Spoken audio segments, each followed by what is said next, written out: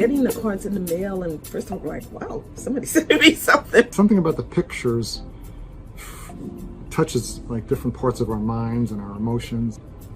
I think it's the conversation that comes from the cards that begins the work of instilling compassion in people. You know, if I'm a person, I'm trying to get my family, or I'm trying to get someone to understand what's going on in the world and trying to get them to see what I see, these cards could be a good way to start that conversation. I think one of the great things about the cards is that it stays on your mind. Me holding on to it, touching it, feeling it, and seeing the picture really touches my heart. It makes me think. Feelings are important, but action is also important. You have a guide, you have the cards, and you have the study guide to go with it. There are loads of references that are very plain and clear, easy to understand. The cards and the study guide gives me other areas to pursue. I can go a little more deeply in some of the areas using the study guide. Kind of focusing on a picture, so maybe it makes it easier to talk about memories and feelings and thoughts. Helps you to just do it in a very simple way. And it just really makes your mind think about things. Because I could use these tools now to generate conversations. So often you just think that the way you see things is the one way, the only way, unique way. And these kinds of conversations around these cards give us an intro into understanding that there's lots of different ways to enter even into one single unique picture, and ways to make connections that you've never made before. And it allows you to push yourself past what you might already be thinking, you know, just by visualizing that card and what's going on.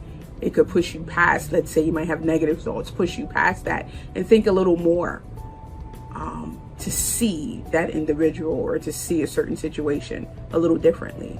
And so these kind of conversations kind of lead people to their own ways of understanding around all of that, I think. I see the best way is to hold one in your hand and then share it between two people, because then it has mutual connection to, and just what does it bring up for us? The image stays with you and you keep thinking about it after time. Bringing these cards so that they can begin to talk and really, instead of yelling at each other, get an understanding.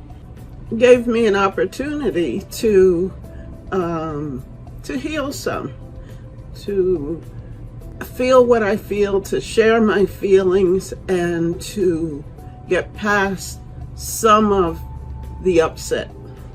I think the cards could be valuable in a lot of different contexts. I think certainly as conversation starters in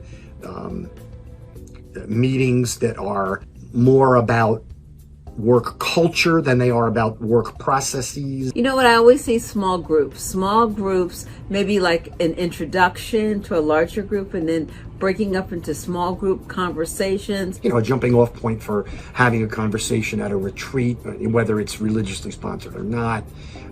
Certainly for men's groups, women's groups too. Teachers in a classroom, I even see people coming together, even in, you know, someone having small little get-togethers at their house. Because I'm an educator, I'm thinking like, all right, I need a classroom, I need a school district, I need a principal or a superintendent to let me work with these cards in a social studies class in high school.